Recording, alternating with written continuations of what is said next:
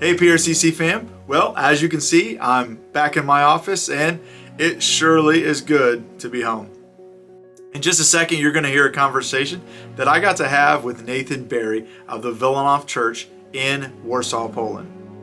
And I do apologize for the background noise that you're going to hear and perhaps a baby crying for a little bit.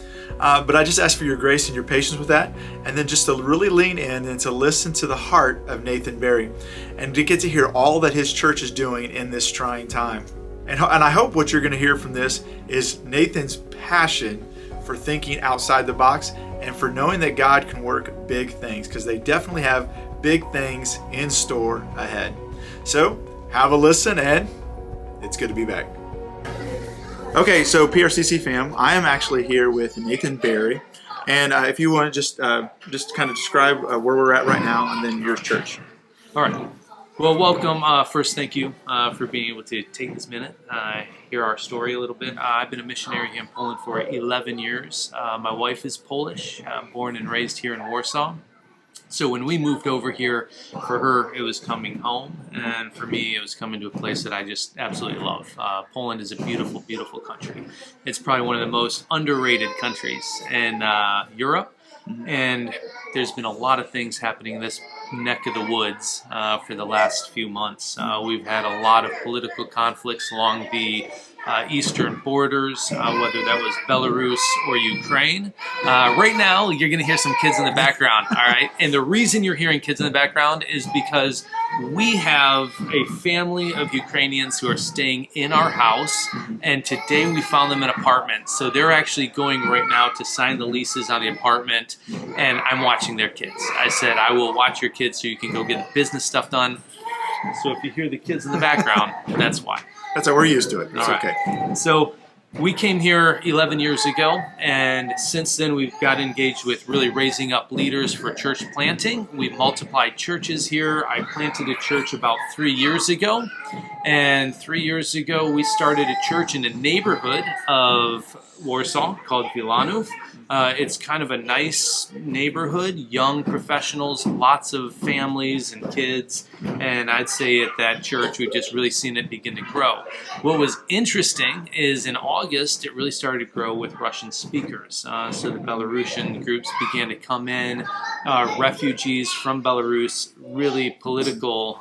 They had been arrested and found their way into Warsaw, so we kind of helped settle them in. And then through their connections, they began to share about our church, and we were getting more and more. So about 2-3 weeks ago, when the whole Russian invasion of Ukraine came in, we had an entire community of Russian speakers who were already engaged in Ukraine, helping people come out. We started taking trips to the border. We have found hundreds of homes for people, taken countless trips, given away lots of resources like blankets and clothes and food, and so it's been active. It has been very active time for our church. We are a church that thrives on conversations. We believe that the church is really about people getting to know each other and to know Christ, and so in our church we create, instead of sitting in rows, we sit around tables. After every message we create space to talk about it. How did this impact your life? What are the steps you need to do? What are areas you are convicted of? What don't you agree with? We even allow that question to happen, so people are allowed to not agree. All right, but we can create those conversations. Not church. Not in church. Not about the things I say. Right. No, but we have these great dynamic conversations, and when we started to pull together more and more Russian speakers, it created a very natural way for them to connect, share needs, engage in each other's lives. Wow. I will say it's been a kind of a game changer in that because it's giving them easy ways to connect with people. So now we have many churches, many tables in our church speaking English, Russian, Polish, multilingual. It's very, very dynamic. So that's kind of a little bit of the past, the history. I can tell you a little bit about what we're doing now. Right. Yeah. So because we kind of discussed that a little bit, and especially right now, of course, now since the of course, the Ukrainian-Russian conflict have now kind of, it's literally on your doorstep. It is. And so, kind of how has that impacted you? And then kind of, what do you guys see as your biggest struggles? And then what is, some ways that we can best support you guys in your mission here for the kingdom? I'll tell you, there has been an absolute ton of things happening. Just people going in so many different directions. Everybody in our home, in our church right now, has people living with them in their homes, and they're trying to find housing, long-term solutions, sometimes up to 3 months, 6 months, even longer. Currently, they're living in our homes, and it has been a challenge, not because we're not hospitable, but because we know that they're looking for something more stable. Right. And so we're trying to find those. And you asked me what are the challenges. We got over 1.5 million refugees who have come in now into Poland. And the challenges of finding them homes is going to be very challenging coming in the future. But I think what's the most exhausting is not just the physical stuff that we're doing, but it's the emotional stories that you're hearing. Right. And it's the stories of injustices. It's the stories of people who are coming across the border with absolutely nothing. Tired, exhausted, and to be honest with you, those are the things that are probably the most challenging when it comes to what we're going through. I'll tell you right now, I'll just tell you a quick story. There's a woman in our church picked up a student from Ghana. He was studying in Kyiv. She picked him up at the border. He got to the train station. She picked him up at the train station. He had traveled over with 5 other students, 3 of whom were beaten to death at the border. It's like, it breaks my heart. Because they were from Africa, they were prioritizing the women, the children. They had been standing outside for 5 days in the freezing cold with no food, with no water. They burnt their backpacks and all of their clothes just to keep warm. And they ended up beating 3 of his friends. They let him go because at that time there was nobody else at the border, and so they let him go across. He had to be picked up from the train station just simply because he couldn't even walk to a bus stop. And so we picked him up, put him into housing, and it's just one emotional story after another, because it's not just the Ukrainians that are leaving, it's international students, it's people who have been there for, some of them for a short time, some of them for a long time, and you're hearing the stories of people who just left everything, and it just breaks the heart. And as a church, I think you have the physical demands of the work, but then you have all of the emotional toll, and just trying to navigate the systems, the bureaucracies, so many things.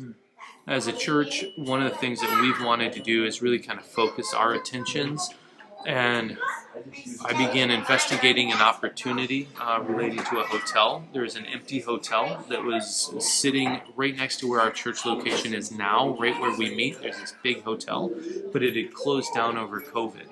And so we have been trying to work to get that opened up for refugees, to work alongside of the holding company that actually owns the hotel.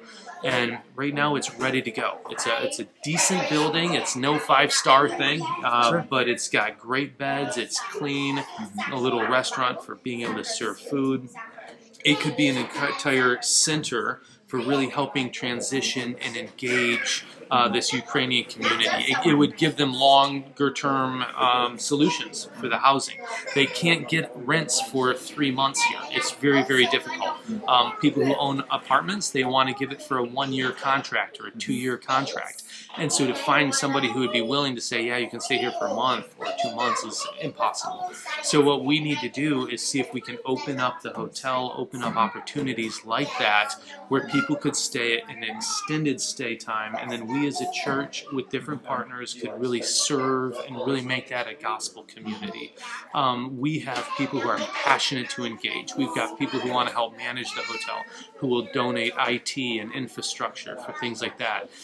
We have people who would be interested in helping in the kitchen and in the cleaning and just being able to create children's ministries. Right now, what we're seeing is primarily mothers and children. It's primarily mothers and children that are being let out across the borders. So it's the widows and the orphans. That's what it feels like.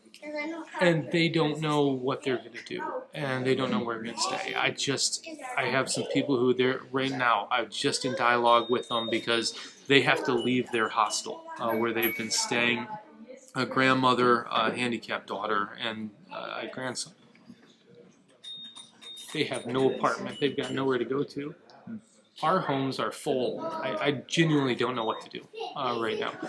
If the Lord would kind of open up this building, then it could be a safe space for people to come to engage. You asked me, how can you get involved? I can tell you right now, funding is incredibly important. It's incredibly important. Many of them are coming with very, very little money. In our Polish churches, we don't have much. We're giving a lot. And what we need to do is have more people who could partner financially, especially if there's a chance we can open up this hotel. It's going to take some money to get things started, to just do cleaning of sheets, getting supplies, things like that. That's one way. Another way, I am happy for people to come over and to engage with us. We have got children's ministries now that are operating in Russian and English and Polish. We've got a lot of things that are happening that we can actually use people on the ground to engage with. And honestly, we're in it for the long haul. This isn't going to be a sprint. This will be a marathon. It's going to take us time. And what's happening now is we're getting a lot of immediate response. People are eager to engage right now, and it's great.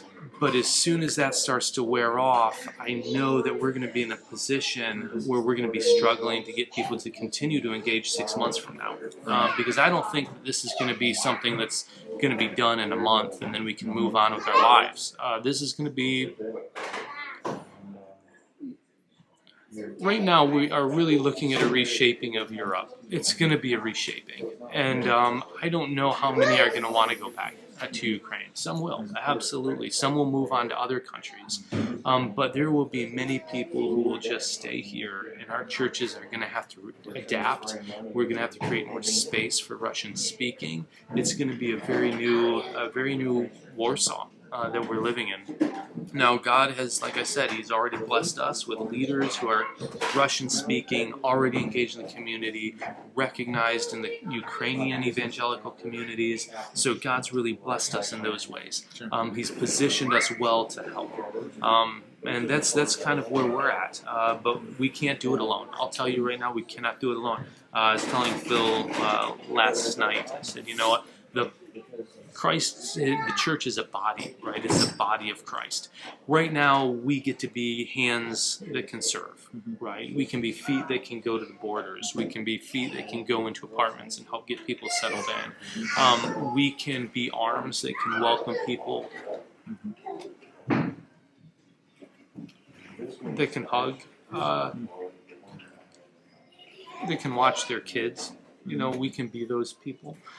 But that's not the body, those are just parts. You know, we need the heart. You know, we need the heart of your church. We need the heart of people to engage. We need more hands.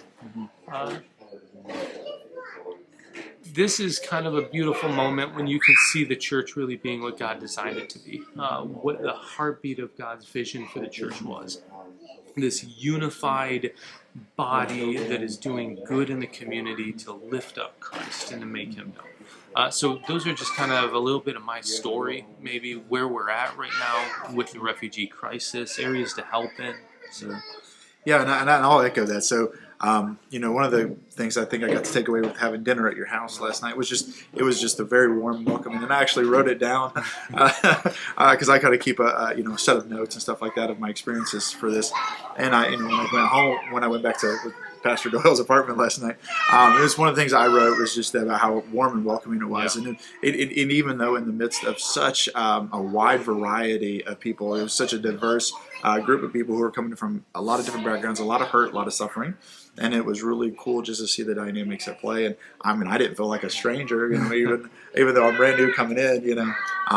But just getting to hear a lot of people's experiences last night was just incredible. And then, of course, like I said, and I know I put on these videos before in previous days about just how the Polish people, just in general. I mean, it's just been phenomenal to watch. And so, because we got to go to the main train station in Warsaw, and we got to, of course, just even just seeing some of the stuff that's around town, and seeing the overwhelming support that the Polish people have for Ukrainians, because that's one of the biggest things is, too, and and I'll try to post some pictures and stuff about it, but I've been trying to capture pictures of all the Ukrainian flags, which I'm assuming is not normally the case in Poland, but we're just seeing Ukrainian flags and messages. I mean, you cannot go 5 feet down the street without seeing a Ukrainian flag or a message for the Ukrainian people about how the Polish people are on their side. So. Yeah, it is interesting too, because that history, Ukraine and Poland, there's been a lot of conflicts. It's not been an easy history, and so what you're seeing even in this act is forgiveness. You're seeing redemption in conflicts between nations. You're seeing personal pride, coming down. So I think you see an overwhelming response on the Polish side, but it's also overwhelming in the sense that there really is a deep sense of history that hasn't been pleasant. It's not been easy. And we have, Philip was telling about the house event that we had last night with Doyle and the other group. And we have, every Thursday we open up our home for a dinner. So we always have this dinner where we can welcome anybody in our church who doesn't want to cook, So we have moms who just don't want to cook. They come over with their kids. And now it's just been so many of the new Ukrainians. But you're right, it's been amazing to just watch them connect and hear each other's story and support each other's, because they're coming over the border alone, and now they're actually creating friendships and connecting to communities. So again, I think just the power of the church body. Absolutely. Well, again, I appreciate the time, Nathan. Just allow us to, hear more of your story and then kind of find a way to support. So, church, ma'am, as always, we're just trying to figure out, what are the best ways we can support. And so, definitely as a church body, we'll discuss that and look for ways. And of course, they're attached to Polish Christian Ministries, which is of course one of our global partners. And so we'll definitely continue to work with Dave and Sandy Hatfield, and then try to figure out what we can support their churches, other churches in the area. But very powerful story. And so I just appreciate your time, and I definitely will be praying for you guys. And like I said, if there's any way that we can step up and try to help the kingdom work here, we'll do so. Well, thanks, Philip. Thank you, bro. Appreciate it. All right. Am I allowed to pray for your church? You can. Yeah. Well, I think we sort of like to pray. Do you do that? Okay. Yeah, and then we definitely pray for you guys. So cool. Dear Heavenly Father, I just want to lift up Post Road Christian Church. Father, their heart for missions around the world, I can even sense it in Philip's, just his attitude, his approach, his posture, his humility, the fact that the elders overnight would just let him come over here. God, it's the body of Christ just being put into action in some of the most dire and difficult circumstances. Lord, it's the encouragements that we have in conversations to lift the spirits when you're hearing stories that are so dark and challenging. Father, I pray and I ask you to just bless them as a church. I pray, God, that you'll just raise them up to be a body who can be strong, not just in their community, but around the world. I pray that they'll come over to Poland, that they can see what's happening here, that they can be a part. And Father, we just praise you and thank you for everything that they're doing around the world. And so we ask you to bless them in your name. Amen. And Lord, I just ask that you continue to bless Nathan Berry and his church, his beautiful community of believers, and how they have just stepped up and they've answered the call. They've heading to the border, and they're facing this in just incredibly chaotic situation head on. And Lord, I just thank you for their hearts and Lord, their hands and their feet as well, as they put not just faith into talk, but put faith into action. And Lord, I just ask that you continue to multiply them, continue to be with them, continue to just light the path forward, Lord, and that you would bless them with an insane opportunity, an opportunity, Lord, that would know that it would have to be you that's at the wheel of it. And Lord, so whether it's this hotel or if it's another venture that you're going to bless them with, Lord, I just ask that you do something big, because what is needed here, Lord, is something that's big. And so, Lord, I just bless Nathan as well, that you would just give him strength, courage, and energy to face the fight ahead. Amen. Amen. All right, we love you guys. We'll talk to you soon.